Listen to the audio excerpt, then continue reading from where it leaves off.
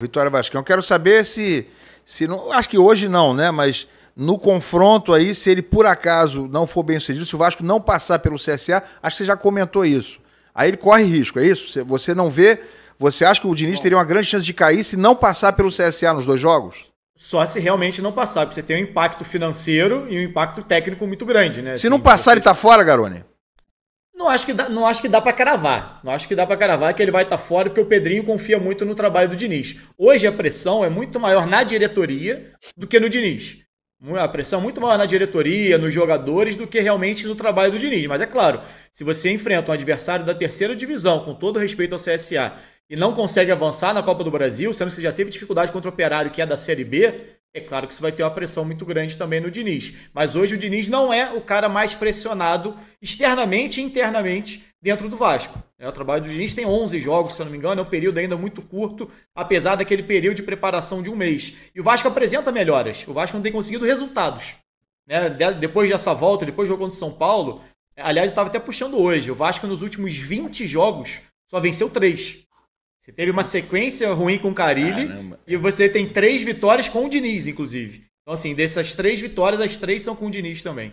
Então, você já vinha de um período muito complicado ali com o Fábio Carille, e aí depois você emenda uma sequência, uns jogos que ainda oscilou muito o Vasco com o Diniz, e ainda oscila, mas o desempenho não foi ruim nos últimos jogos. Acho que esse talvez seja o ponto que tira muito da pressão do Diniz. Não que não cometa erros, não que não tenha contestações, o que é natural. Tem sempre torcedor contestando substituição, escalação de time, faz parte do processo natural do futebol. Mas hoje eu acredito que a pressão seja muito maior no elenco, e aí naturalmente também na diretoria, que ainda não conseguiu se movimentar atrás de reforços. Né? Só chegou o Thiago Mendes, volante, que fez até a estreia dele ali na reta final contra o Internacional, mas pouca minutagem, numa situação que acabou tendo a expulsão do Léo Jardim, que a gente debateu muito aqui, o Vasco 1 a menos ali, tentando segurar a vitória por 1-0, então não dá nem para dizer que estreou ainda o Thiago Mendes, não dá nem para avaliar como foi, mas tem uma cobrança aí sim externa da torcida, em cima da diretoria, por reforços. E o Vasco só contratou um jogador até aqui nessa janela, na janela anterior,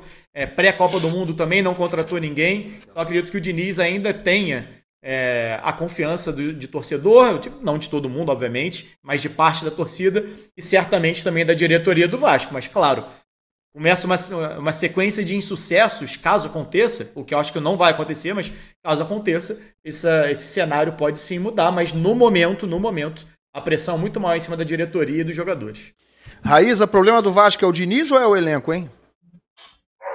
Eu acho que um pouco dos dois, né? O Diniz, a gente já tinha falado, é um treinador que, na minha opinião, para você diminuir o impacto de possibilidades negativas, você tem que trazer ele no início do ano, com pré-temporada, com tempo para ele trabalhar, né? Montar o elenco também, e o Vasco acabou trazendo ele no meio da temporada, teve essa parada da Copa do Mundo dos Clubes, mas também não teve reforços significativos, não deu para ele dar uma trabalhada em termos de montar elenco e etc. E isso acaba dificultando um pouco o trabalho do Diniz, por ser como é o trabalho do Diniz, é um trabalho que ele vai se construindo, né? E o Vasco tem um elenco que, na minha opinião, mal montado, gastou, não é que não tem dinheiro, pode ser que não tenha realmente dinheiro, mas o dinheiro que tem gasta mal. E esse tem sido o problema do Vasco não só nessa temporada, tem sido o problema do Vasco em várias temporadas. A gente vai pegar aí muitas temporadas para trás,